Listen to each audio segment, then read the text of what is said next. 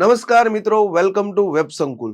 તો મિત્રો, તમને ખ્યાલ છે કે ગુજરાત સરકારમાં ગુજરાત પોલીસ ભરતી બોર્ડ દ્વારા જે એક બહુ મોટી વિશાળ કોન્સ્ટેબલની ભરતી આવી છે અને આ ભરતી છે એ બેક ટુ બેક આવી છે, જેના માટે ગુજરાતના વિદ્યાર્થીઓ છે એના માટે એક સારી આશાનું કિરણ કહી શકાય। કારણ કે કહેવાય છે ને કે ઘણી વખત આપણે જે બોર્ડર ઉપર હતા અને ક્યાંક આપણે એમ કહી શકાય કે નિરાશાના ભાગ રૂપે આપણી તૈયારી છોડવાની હતી। ઘણા વિદ્યાર્થીઓ જે પાસ થઈ ગયા છે અને અભિનંદન, પરંતુ ઘણા બધા વિદ્યાર્થીઓ છે ક્યાંક LRD અને 0.25 0.50 જેને ડોક્યુમેન્ટ વેરિફિકેશન કરાયું છે અને ક્યાંક બોર્ડર થી છે એને પાછા વળવાનું થાત, તો એને પોતાના હથિયાર છે હેઠા મૂકવાના નથી। જીવનની અંદર એમ કહી શકાય કે સફળતાને ક્યારેય માથા ઉપર ન ચડાવી અને નિષ્ફળતાને ક્યારેય દિલ ઉપર પણ છે આપણે લેવી જોઈએ નહીં। જેના માટે હિન્દી જબાનનો બહુ પ્રખ્યાત શેર છે कि रातों की नींद जलाकर दिलो जान सब लगाकर जब चमकता नहीं किस्मत का सितारा तब खुद को ये याद दिलाते रहना कि कमी तुम में नहीं थी लेकिन वक्त नहीं था तुम्हारा। कि घणी वखत આપણો સમય હોતો નથી અને આપણને સમય કરતા વહેલા અને સમય કરતા પછી પણ નહીં મળતું। ઘણી વખત આપણા નસીબ છે એ આપણને આ સમય સુધી છે લઈ જતા હોય છે। તો એના માટે વિદ્યાર્થીઓ છે એ ફરી વખત એમ કહી શકાય કે પોતાના શસ્ત્ર છે એ જે કોન્સ્ટેબલ માટે છે એ તૈયાર કરીને ગ્રાઉન્ડ તરફ છે આપણે આગળ વધીએ। ગ્રાઉન્ડની સફળતા પાર કરીને આપણી લેખિત એક્ઝામની અંદર કેમ વધુમાં વધુ સ્કોર કરી શકાય, કે આ વખતે આપણે 5 માર્ક ઘટ્યા છે, 1 માર્ક ઘટ્યો છે, એની જગ્યાએ +15 સુધી કેમ જવાય, એવી રણનીતિ સાથે એવા આયોજન સાથે આપણે ઉતરવાનું છે। બરાબર છે। તો 2026 આપણા માટે ગોલ્ડન વર્ષ હશે, કારણ કે આપણે LRD ની ભરતીમાં છે એ સફળ થવાનું છે। તો એવા વિદ્યાર્થીઓ માટે કહી શકાય કે તમને આ વિડીયોમાં સંપૂર્ણ માહિતી મળવાની છે। એ પહેલા એમ કહી શકાય કે વિદ્યાર્થીઓ તમે કોન્સ્ટેબલની તૈયારી કે PSI ની કરવા માંગો છો તો આપણે વેબ સંકુલ દ્વારા એક લાઈવ બેચ શરૂ થાય છે। ક્યારથી લાઈવ બેચ શરૂ થાય છે? 8 ડિસેમ્બર થી લાઈવ બેચ શરૂ થાય છે અને એનો ટાઈમ છે સવારે 10 થી 1 નો। 3 કલાકનો તમને લાઈવ લેક્ચર મળશે। ગુજરાતની અંદર નિષ્ણાંત ફેકલ્ટીઓની આખી ટીમ તમને મળવાની છે અને કોન્સ્ટેબલના બધા વિષયો તમને ઊંડાણપૂર્વક અહીંયા GCRT NCRT પ્લસ સુધીના છે મળવાના છે અને સાથે આ બેચની અંદર GCRT નો રેકોર્ડેડ કોર્સ તો તમને બિલકુલ ફ્રીમાં મળવાનો છે। અને ખાસ જે વિદ્યાર્થીઓ વેબ સંકુલ ઉપર પોતાનો ટ્રસ્ટ મૂકે છે એવા વિદ્યાર્થીઓને 10% અલગથી છે ડિસ્કાઉન્ટ પણ મળવા પાત્ર છે। તો ખાસ વિદ્યાર્થીઓ આના ઉપર તમે એમ કહી શકાય કે તૈયારી કરવા માંગો છો તો આ લાઈવ બેચની અંદર તમે છે જોઈન થાવ અને તમારી તૈયારીની શરૂઆત કરી શકો છો। બરાબર છે। ચાલો, જેની ફીસ છે માત્ર 5,999। અત્યારે ઘણું બધું છે ડિસ્કાઉન્ટ છે, આગળ છે પછી આની અંદર છે વધારો થશે। ત્યાર પછી આગળ વધીએ તો પોલીસ કોન્સ્ટેબલની 12,733 બરોબર છે। કેટલી જગ્યા છે? 12,733 જગ્યા છે, જેની ફોર્મ ભરાવાની શરૂઆત થઈ ગઈ છે 3 ડિસેમ્બર 2025 થી અને છેલ્લો દિવસ રહેશે 23 ડિસેમ્બર 2025। ત્યાં સુધીમાં તમારે પરિશિષ્ટ ક મુજબનું જો તમારે ક્રિમિલિયર ન હોય તો કઢાઈ લેજો, તમારું એમ કહી શકાય કે જાતિનું પ્રમાણપત્ર ન હોય તો એ કઢાઈ લેજો। આ બધી વસ્તુને ધ્યાનમાં રાખીને તમે તમારું ફોર્મ છે એ ભરજો, જેથી કરીને આગળ આપણને કોઈ તકલીફ છે પડે નહીં। હવે જગ્યા કેટલી છે એની અહીંયા થોડીક એમ કહી શકાય કે આપણે ચર્ચા કરી લઈએ તો બિન હથિયારી પોલીસ કોન્સ્ટેબલ 6,942 છે, હથિયારી પોલીસ કોન્સ્ટેબલ 2,458 છે, જેલ સિપાહીમાં માત્ર પુરુષની વાત કરીએ તો 300 છે અને જેલ સિપાહીની અંદર મહિલાની છે 31 છે। જ્યારે SRPF ની વાત કરીએ તો એની અંદર 3,002 જગ્યા છે અહીંયા અવેલેબલ છે। તો આવી કંઈક એમ કહી શકાય કે જગ્યાઓ છે। ત્યાર પછી મહત્વની બાબત એ છે કે આમાં ફોર્મ કોણ ભરી શકશે? પોલીસ કોન્સ્ટેબલની અંદર ફોર્મ ભરાવવા માટે આપણી લાયકાત શું હોય? તો લાયકાતની વાત કરીએ તો ગુજરાતનો વિદ્યાર્થી 12 પાસ હોવો જોઈએ। ધોરણ 12 પાસ, હાયર સેકન્ડરી પરીક્ષા ગુજરાત સરકાર દ્વારા જે ગુજરાતના એમ કહી શકાય કે બોર્ડ દ્વારા જે લેવામાં આવનારી ધોરણ 12 ની પરીક્ષા છે એ તમે પાસ કરેલી હોવી જોઈએ। તમારી ઉંમરની વાત કરીએ અહીંયા તો વિદ્યાર્થીઓ ખાસ ધ્યાન રાખજો કે ઉંમર 18 વર્ષ કરતા ઓછી ન હોવી જોઈએ। તમે જ્યારે ફોર્મ ફિલઅપ કરો છો ત્યારે તમારા 18 વર્ષ હોવા જોઈએ. 23 ડિસેમ્બર 2025 ના દિવસ સુધીમાં તમારા 18 વર્ષ થઈ જવા જોઈએ, તો જ તમે ફોર્મ ભરી શકો છો. અને વધારેમાં વધારે 33 વર્ષ કરતા તમારી વધારે વય મર્યાદા છે હોવી જોઈએ નહીં. અહીંયા સીધું કીધું છે કે 23/12/1992 થી 23/12/2007 સુધીની વચ્ચે જેનો બર્થ થયો છે, જેનો જન્મ થયો છે, એ લોકો આના માટે એલિજિબલ છે. હવે આની અંદર ઘણી બધી છે આપણને વય મર્યાદામાં છૂટછાટ મળે છે. જ્ઞાતિ આધારિત છૂટછાટ મળે છે. ઓબીસી છે, એસસી છે, એસટી છે, ઈડબ્લ્યુએસ છે, બધાને અલગ અલગ છે છૂટછાટ છે. જેમાં જનરલ કેટેગરીની માત્ર મહિલા ઉમેદવાર છે એને 5 વર્ષની છૂટછાટ છે. પરંતુ એમ કહી શકાય કે આ અનામત કેટેગરીના પુરુષ ઉમેદવાર છે એને પણ 5 વર્ષ છે. પરંતુ યાદ રાખજો, અનામત કેટેગરીના જે મહિલા ઉમેદવાર છે એને 10 વર્ષની છે છૂટછાટ છે. એટલે મહત્તમ એમ કહી શકાય કે વય મર્યાદા એની છે વધી જશે. તો અહીંયા ખાસ ધ્યાન રાખજો કે અનામત કેટેગરીની અંદર કોણ આવે, તો કે અનામત કેટેગરીની અંદર એસટી આવે, એસસી આવે, એસસી બીસી જેને આપણે ઓબીસી કહીએ, અને આવશે ઈડબ્લ્યુએસ. તો આ અનામત કેટેગરીની અંદર આવશે. તો આને 10 વર્ષ સુધીની છૂટછાટ છે. રમતવીરોને પણ છે છૂટછાટ મળશે અને માજી સૈનિક ઉમેદવારોને પણ એને છૂટછાટ મળવા પાત્ર છે.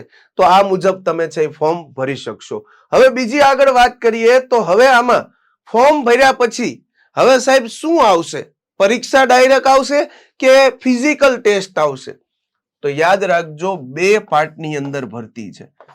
પહેલું સ્ટેજ છે એ આપણું ફિઝિકલ ટેસ્ટ છે, શારીરિક કસોટી. શારીરિક કસોટીમાં તમે જો પાસ થાવશો તો તમને આ પરીક્ષાનું પેપર એમસીક્યુ બેઝ આવવાનું છે, જે તમને છે એ દેવા મળશે. એટલે તમારે લેખિત પરીક્ષા આપતા પહેલા શારીરિક પરીક્ષા પાસ કરવી અહીંયા જરૂરી છે. જોઈએ તો શારીરિક કસોટીમાં અત્યાર સુધી જે છે એ જ છે કે આમાં તમારે 25 મિનિટમાં 5 કિલોમીટર રનિંગ કરવાનું છે. હવે યાદ રાખજો, આના કોઈ માર્ક્સ નથી, બરાબર છે? આના કોઈ માર્ક્સ નથી. આ ખાલી ક્વોલિફાઈંગ ટેસ્ટ કહેવાય, બરોબર છે? આ કેવી કહેવાય કે તમારે ક્વોલિફાય આમાં થવું જરૂરી છે. તો યાદ રાખજો, જેટલા પુરુષ છે એને 5 કિલોમીટર છે અને 25 મિનિટ છે, જ્યારે તમામ મહિલાઓ માટે શું છે 9.5 મિનિટ છે અને 1600 મીટર છે. એક્સ સર્વિસમેન માજી સૈનિકો માટે શું છે 2400 મીટર છે અને 12.5 મિનિટનો સમયગાળો છે. આ દોડ પૂરી કર્યા પછી તમારી અહીંયા છાતી અને હાઈટ છે એ ચેક કરવામાં આવશે વિદ્યાર્થીઓ. જેના માટે ખાસ યાદ રાખજો કે ખાસ કરીને જે લોકો ગુજરાતના શિડ્યુલ ટ્રાઇબ્સ અનુસૂચિત જનજાતિના ઉમેદવાર છે, જે શિડ્યુલ ટ્રાઇબ્સ એટલે કે આદિવાસી ઉમેદવારો છે, એ પછી મહિલા હોય કે સ્ત્રી હોય, આ બધાય માટે એક છૂટછાટ છે. કેટલી છે? તો જ્યારે ભાઈઓની વાત કરું છું, પુરુષની વાત કરું છું, તો ગુજરાતના એસટી સમુદાયના જે જનજાતિના ઉમેદવાર છે એને 162 સેન્ટીમીટર હાઈટ હશે તો પણ ચાલશે. પરંતુ એસટી વર્ગ સિવાયના શિડ્યુલ ટ્રાઇબ્સ જનજાતિ ના ઉમેદવાર સિવાયના તમામ ઉમેદવારો માટે 165 સેન્ટીમીટર તમારી છે હાઈટ રહેશે. પુરુષ ઉમેદવારોની વાત કરીએ તો તમારી છાતી ફૂલાવ્યા વગરની 79 સેન્ટીમીટર અને 5 સેન્ટીમીટર ફૂલાવ્યા પછી થવી જોઈએ, એટલે 84 છે થવી જોઈએ. આ પુરુષ માટે છે. મહિલા માટેની હાઈટ છે ખાલી, તો હાઈટની વાત કરીએ તો અહીંયા એસટી સમુદાયની મહિલાઓ છે, એસટી વર્ગમાં આવતી તમામ મહિલાઓ છે એની 150 સેન્ટીમીટર હાઈટ હશે તો પણ એલિજિબલ છે. પરંતુ એસટી વર્ગ સિવાયની જનજાતિ વર્ગ સિવાયની તમામ મહિલા ઉમેદવારો છે એની 155 સેન્ટીમીટર હાઈટ હોવી જરૂરી છે. આ ખાસ તમારે છે ધ્યાને લેવું છે. વજન માટે કોઈ અહીંયા ક્રાઇટેરિયા નથી. હવે અહીંયા તમે આ શારીરિક કસોટી પાસ કરશો, ગ્રાઉન્ડ પાસ કરશો એટલે તમારા કોલ લેટરમાં સિક્કો લાગી જશે અને હવે તમારે સીધી લેખિત તરફ પ્રયાણ કરવાનું છે. હવે આપણે સીધી 200 માર્કની, કેટલા માર્કની છે 200 માર્ક્સની લેખિત પરીક્ષા.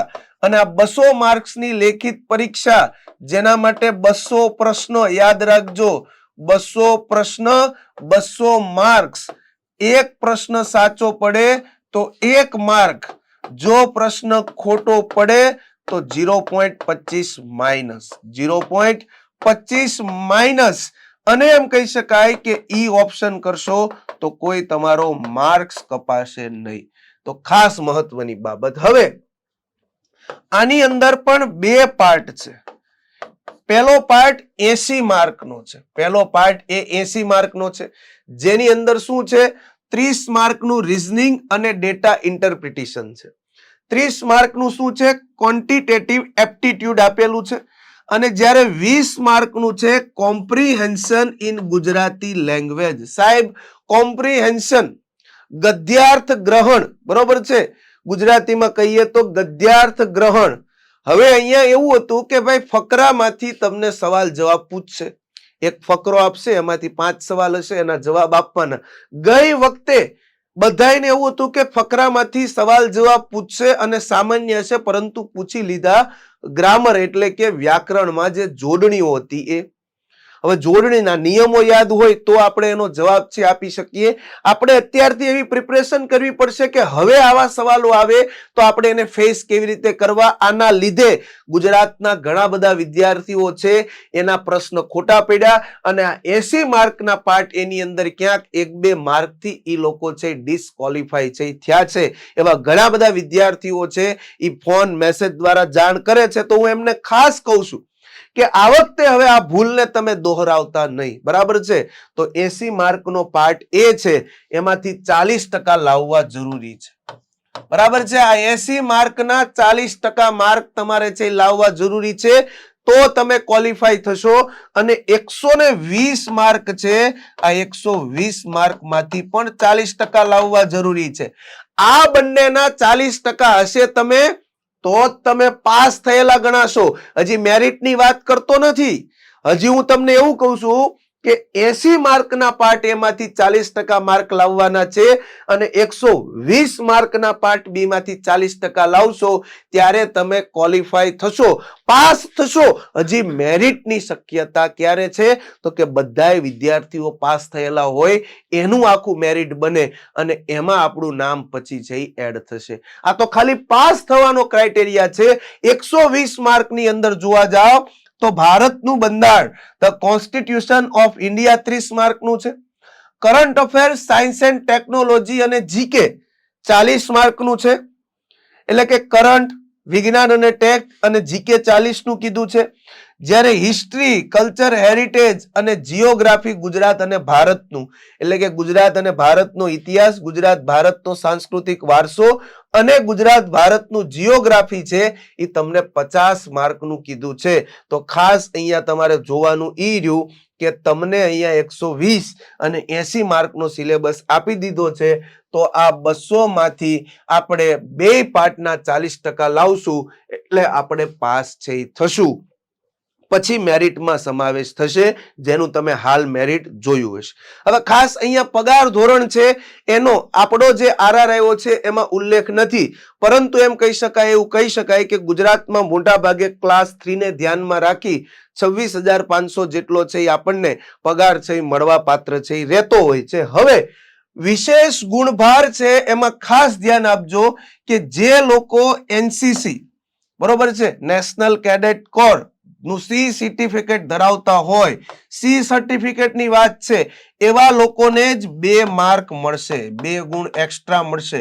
તમારું મેરિટ 125 નું હશે, એનસીસી નું સી સર્ટિફિકેટ છે તો 2 માર્ક વધી ગયા, 127 થઈ જાય.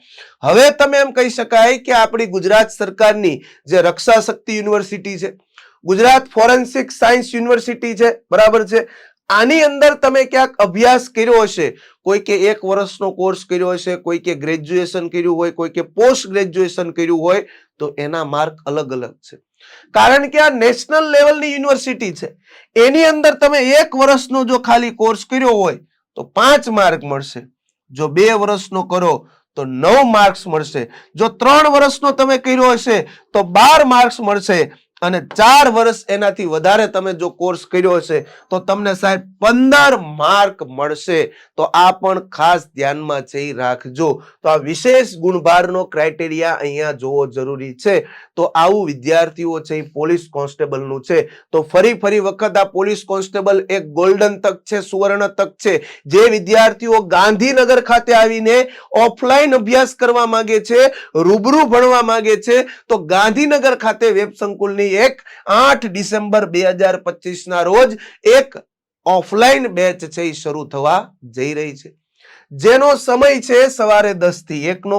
એમાં પણ તમને આવડી મોટી નિષ્ણાંત ફેકલ્ટી ટીમ છે એ મળવા પાત્ર છે, જેની અંદર તમને ડેઈલી ટેસ્ટ મળશે, મટીરિયલ મળશે, તમને સારી બુક્સ મળશે. અને આની અંદર એમ કહી શકાય જે લોકો ઈચ્છે છે એડમિશન લેવા માટે તો નીચે આપેલા નંબર પર સંપર્ક કરી શકો છો, અથવા રૂબરૂ પણ તમે સરગાસણ બ્રાન્ચ ખાતે છે મુલાકાત કરી શકો છો. તો વિદ્યાર્થીઓ, એવું કહેવાય છે કે આ તક છે, આ સુવર્ણ તક જે પોલીસ કોન્સ્ટેબલ રૂપી આવી છે, જેને આપણે છે જવા દઈએ નહીં.